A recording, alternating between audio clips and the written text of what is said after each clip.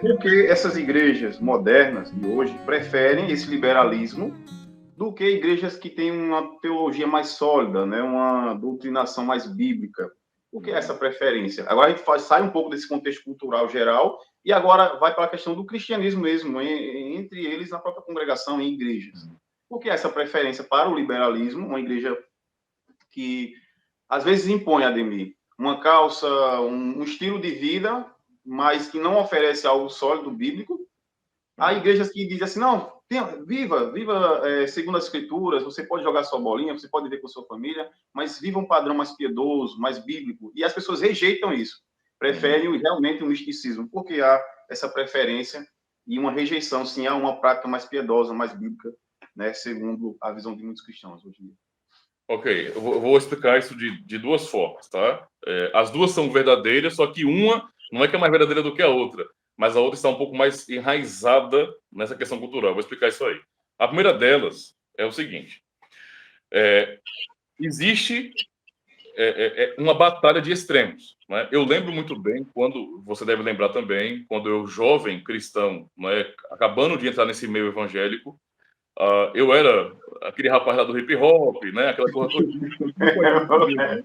Eu me tornei pastor e não deixei dessas loucuras. Então eu demorei muito para amadurecer. Embora eu tivesse apreço pela escritura, mas certos costumes, não é, revolucionários, digamos assim, eu não abandonava. Eu dava muito valor a isso.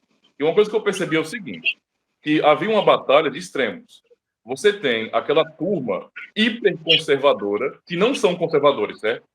Não são conservadores, eles são hiperconservadores, e eles beiram, ou então assumem logo o legalismo, tá? Então, para eles, tudo que é diferente do que eles acham que é correto, ou então que agrada aos olhos deles, é errado, é pecado ou rejeito, certo? É aquela turma mais conservadora, realmente, de comunidades mais antigas, tradicionais. É o tipo de comunidade onde as irmãs só podem usar saia, as senhoras de coque, os homens de calça, sair na rua de bermuda é pecado.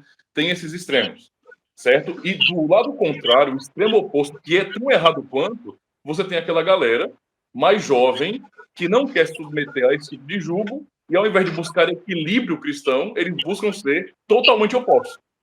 Entende? E aí se tornam vulgares, desrespeitosos, revolucionários. Então existe essa briga. Só que onde é que está a origem? Agora a parte 2. Onde é que está a origem disso? Não é? Por que isso acontece? Vamos analisar bem. Nós, como cristãos, consumimos, estamos em um contexto, estamos inseridos em uma cultura. Tudo que é produzido nessa cultura acaba nos influenciando. Então, basicamente, o cristianismo, então a igreja, ou os líderes, né, a comunidade deveria fornecer para a congregação, para os crentes, né, uma cosmovisão cristã, fiel. Isso foi abandonado porque a vida cristã tornou simplesmente isso. Culto no dia de domingo, tá? Então, você divide a vida em sagrado e profano, então aquilo que eu faço no domingo na igreja é sagrado, e o que eu faço fora, na semana, na correria do dia a dia, não é o sagrado, porque não é algo feito especialmente para Deus, certo? E, portanto, eu vou absorvendo tudo aquilo que a cultura tem produzido para mim. Eu digo música, eu digo produção de séries, de filmes, de jogos, de tudo. Toda a produção cultural não é neutra. Está transmitindo valores, tá certo? E esses valores que nós estamos recebendo diariamente, especialmente a nossa cultura, a nossa geração, onde todo mundo tem acesso a um celular, à internet, a computador, onde o mundo já é tão digitalizado e as pessoas dependem tanto de entretenimento e buscam isso, nós estamos recebendo cada vez valores que estão opostos ao cristianismo e que dão ênfase demais ao eu. Nunca na história da humanidade o ser humano e o seu bem-estar foi tão valorizado. Hoje, o que você aprende por esses meios é isso. O foco é no ser humano, é você estar bem. É a era dos coaches, digamos assim, espirituais. Então, você tem que estar bem, você tem que se sentir bem. Só fique onde você se sentir bem. Não queira confronto, nada que possa, de repente, fazer você se sentir mal, confrontado, triste. Não se sinta culpado. Então, observando toda essa influência que nós recebemos, que nossos jovens recebem, cara, quando as comunidades são apresentadas, qual é o óbvio aqui? Que as pessoas, em sua maioria, vão preferir comunidades liberais.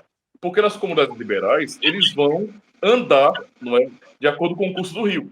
Ou seja, eles vão justamente com as tendências que o mundo tem dado. eles vão também ser comunidades, né, que trabalham justamente com motivação e com a valorização do ego humano. Só isso. Por isso que uma comunidade que é bíblica, que é fiel e, consequentemente, acaba sendo mais tradicional, não é tão bem visada na sociedade.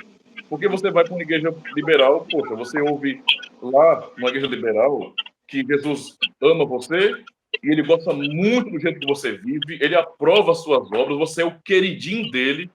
Ele, sabe, Cristo, ele vive em função de você. Você é o centro do coração de Jesus, o centro da vida dele. Mas quando você chega numa igreja que é fiel, uma igreja bíblica, o que você vai ouvir? Pecador, se arrependa.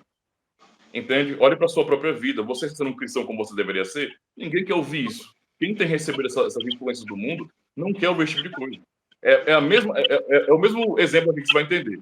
Que é, por exemplo, quando somos adolescentes, quais são os convites mais doces para nós? Ou então, o que nos agrada mais? Ouvir nossos pais, que vão por amor a nós não dizer não, ou ouvir os amigos de escola, da rua, que nunca vão dizer que estamos errados, que sempre vão nos apoiar até naquilo que é errado.